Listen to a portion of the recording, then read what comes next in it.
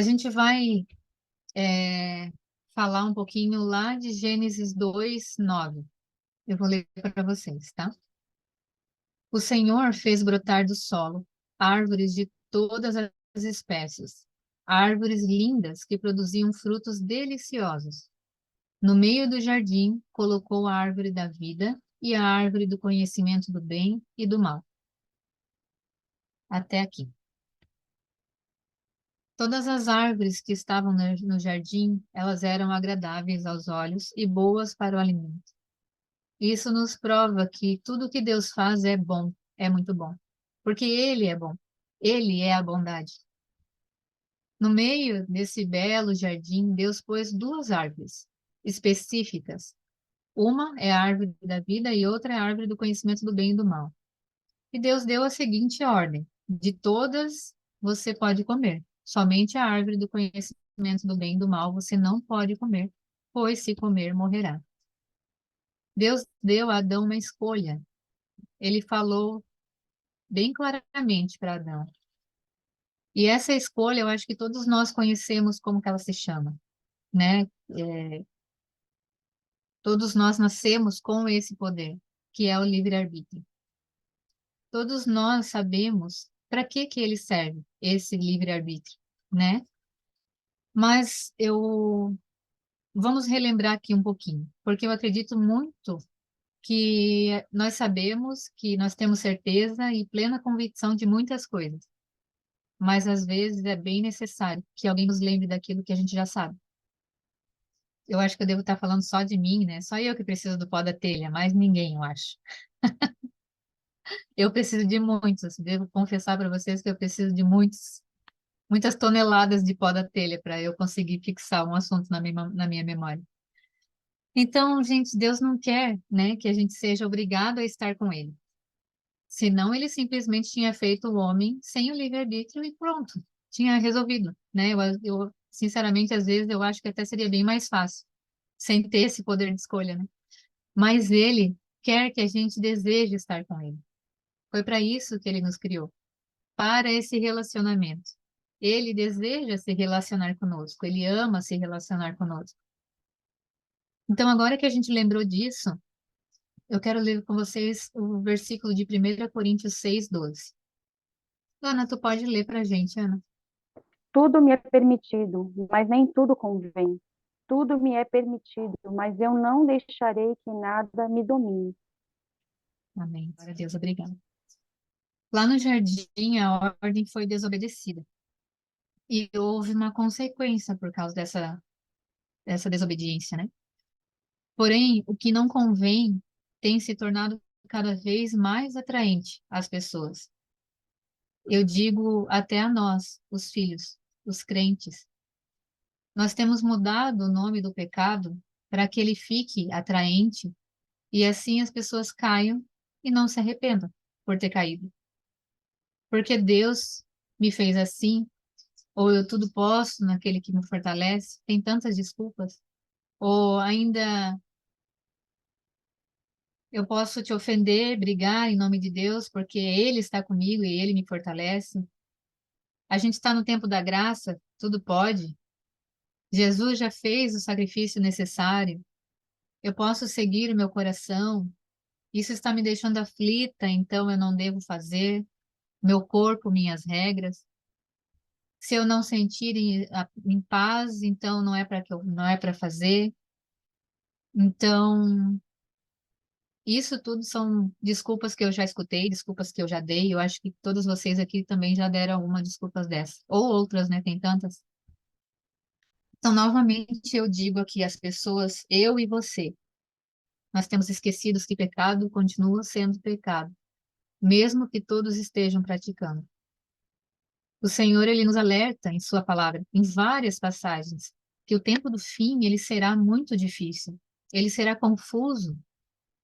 Contudo, parece que cada vez mais nós estamos embriagados com as coisas desse mundo, com os nossos próprios afazeres, com o nosso dia a dia, com os nossos problemas, com o nosso umbigo, e a gente acaba esquecendo de Deus, dos negócios de Deus, dos afazeres que Ele tem nos pedido, no tempo que a gente deve estar com Ele, com a leitura da palavra, com expandir o evangelho, com parar e se perguntar o que eu preciso mudar, o que eu preciso ser transformado, o que o Espírito Santo quer falar comigo através disso, dessa pregação, deste louvor.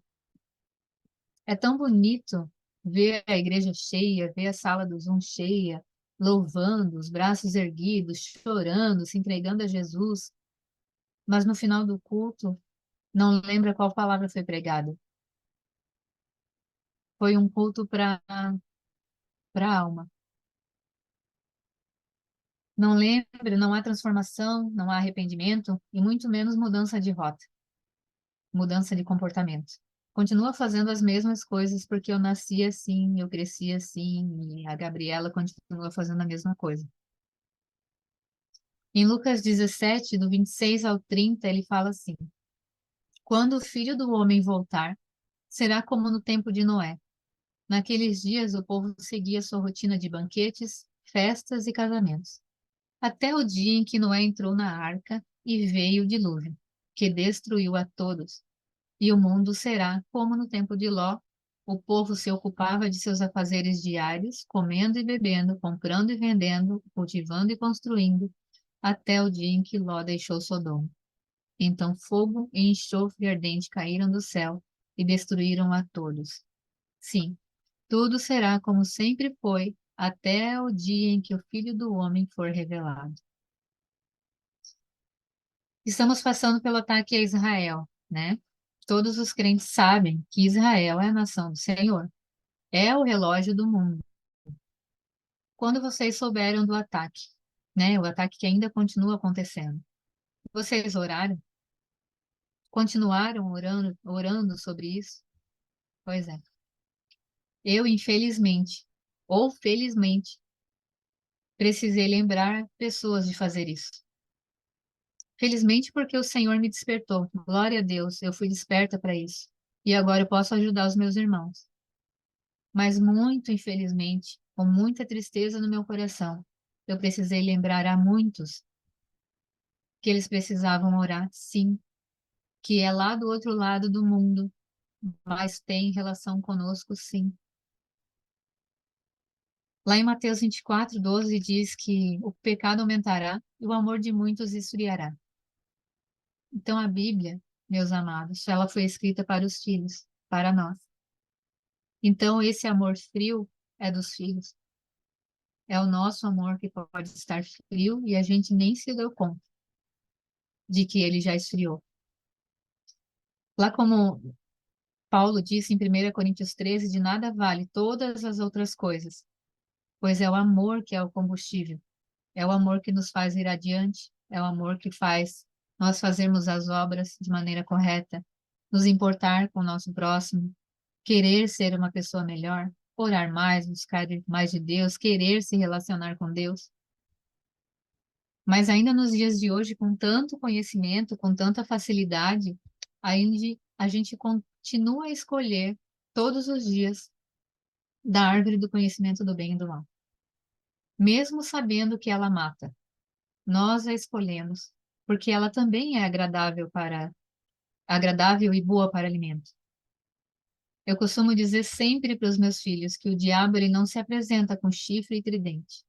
Ele vem na forma que a gente mais gosta, atraente e bom para alimento, pois ele próprio é a árvore do conhecimento do bem e do mal. Por isso que o seu fruto gera morte, pois quem se alimenta do pecado, quem se alimenta das obras da carne, quem se alimenta do fruto da árvore do diabo, certamente morrerá. Tiago 1, 14 e 15 fala assim: A tentação vem de nossos próprios desejos, que nos seduzem e nos arrastam. Esses desejos dão à luz o pecado, e quando o pecado se desenvolve plenamente, gera morte. Não se deixem enganar, meus amados irmãos. Tudo que vem do inimigo gera morte, nós já sabemos. Pode ser que até a gente não sinta, não veja ou não perceba exatamente no momento em que pecou. Mas não se engane. Os seus pedaços são tirados cada um de uma vez, até não sobrar mais nada. Bom, e qual que é, né, o antídoto? A Fábio sempre fala, qual que é o antídoto para o pecado? Primeiro eu quero falar sobre Jesus, porque Jesus, ele é o antídoto para todas as coisas. Não é nem muito, né? Não é nem ele é o antídoto para muitas coisas, não. Ele é o antídoto para todas as coisas. E o outro é o arrependimento. E esse arrependimento, que ele deve estar aí na tua anotação em vermelho, brilhando, piscando, ele precisa, a gente precisa ter uma atenção especial. Mas primeiro disso eu quero falar sobre Jesus. Porque haviam duas árvores no jardim, que foram nomeadas, né, por Deus. A árvore do conhecimento do bem e do mal, que a gente já falou, e a árvore da vida. Se a árvore do conhecimento do bem e do mal era Satanás, então a árvore da vida ela era Jesus. João 14:6 diz, Jesus disse, eu sou o caminho, a verdade e a vida. Ninguém pode vir ao Pai senão por mim. João 6:51. Eu sou o pão vivo que desceu do céu. Quem comer desse pão viverá para sempre. E este pão que eu oferecerei para que o mundo viva é a minha carne.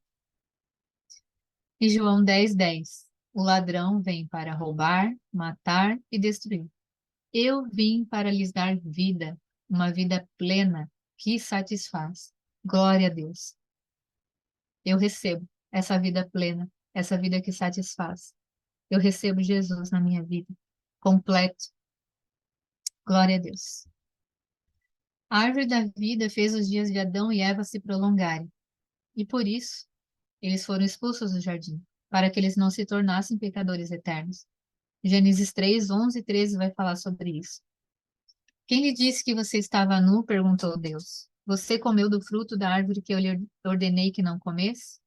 O homem respondeu: foi a mulher que me deste. Ele me ofereceu do fruto, ela me ofereceu do fruto e eu comi. Então o Senhor Deus perguntou à mulher: o que foi que você fez? A serpente me enganou, respondeu a mulher. Foi por isso que eu comi do fruto. Qualquer semelhança é mera coincidência com a gente mesmo, né? Na Bíblia de vocês aí falou que Adão e Eva se arrependeram, que eles pediram perdão? E eu acho que não, né? Mas Deus, mesmo assim, mesmo sabendo das suas respostas, ele não deixou de dar a oportunidade deles se arrependerem. Vejam, Deus continua sendo Deus, apesar de mim, apesar de você, apesar das circunstâncias, apesar do apesar. Ele continua sendo Deus. Ele continua sendo bom, ele continua sendo o eu sou, porque o caráter de Deus é assim. Ele é bom, ele é perdoador, ele é generoso, ele é bondoso, e é por isso que Deus continua nos dando a oportunidade de arrependimento. Todos os dias. Glória a Deus. Esses dias eu estava escutando uma pessoa falar, estava falando sobre Apocalipse né, a gente vê 1 milhão de lives, né, que estão acontecendo por causa dessa guerra, mas eu achei muito bom e me chamou muita atenção quando o pastor falou na live que, né, estava acontecendo porque Deus é bom, porque Ele é generoso, porque Ele faz as coisas dessa forma e tal. Estava explicando e ele falou assim: Deus faz, Deus permite essas coisas porque o caráter de Deus é assim. Não existe uma resposta para dizer, Deus é bom porque eu fui bom. Não, Deus é bom porque Ele é bom, porque o caráter dele é assim. E eu costumo fazer muitas perguntas. E muitas perguntas que eu faço, elas podem ser, né, eu acho que vocês também devem fazer.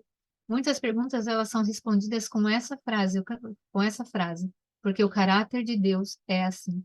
Ele é, e pronto, não tem mais nenhuma outra explicação, e não há necessidade de nenhuma outra explicação, porque ele em si é completo. Amém? Então, minhas irmãs, falando sobre arrependimento, o arrependimento é para mim, ele é para você. Nós que devemos nos arrepender dos nossos pecados. Isso é importante, Descreva os seus pecados. Se for melhor, né, escreva eles num caderno, fala com o Senhor, mas dê nome a eles, quebranta o teu coração. Porque eu tenho conversado com muitas pessoas sobre arrependimento, sobre, né, essa questão de se arrepender, e disso, e eu percebo que as pessoas elas não têm noção de que elas precisam se arrepender daquilo que elas fazem. Muitas coisas já se tornaram tão habituais na vida que acaba esquecendo de que sim, aquilo é motivo de arrependimento, aquilo precisa ser colocado aos pés do Senhor. Por uma coisa ou por outra, as pessoas acabam achando que não precisa, que não há necessidade de colocar isso em oração, né? De colocar isso aos pés do Senhor. Mas há necessidade, sim. É preciso se arrepender todos os dias por aquilo que você não disse, por aquilo que você não fez, ou até por aquilo que você disse, ou até por aquilo que você fez. Converse com o Senhor sobre isso, para que você consiga se enxergar, para que você consiga se ver e ver o que que você está, o que está manchando o Senhor, o que está doendo no Senhor, o que que não está sendo o que o Senhor preparou para vocês. Não permita que o teu coração duro, o meu coração duro, faça-nos perder a oportunidade de arrependimento. Porque é importante a gente entender que essa palavra, aquilo que eu estou falando hoje, não é para outra pessoa, não é para aquela amiga ou para tua mãe ou para o teu cônjuge ou para que, eu me lembrei de uma pessoa que precisa ouvir essa palavra. Não. Ela é para você. Porque se for da vontade de Deus alcançá-los com essa palavra, ele vai alcançá-los. Mas nesse momento é a sua oportunidade de arrependimento. Amém? Sabe, irmãos, a gente já está encerrando. O Senhor, ele estava chamando muito a minha atenção quando eu estava escrevendo essa mensagem em mais um aspecto. Mais da metade dessa mensagem eu falei do pecado e do inimigo. Enquanto isso, já deveria ser um assunto resolvido entre nós.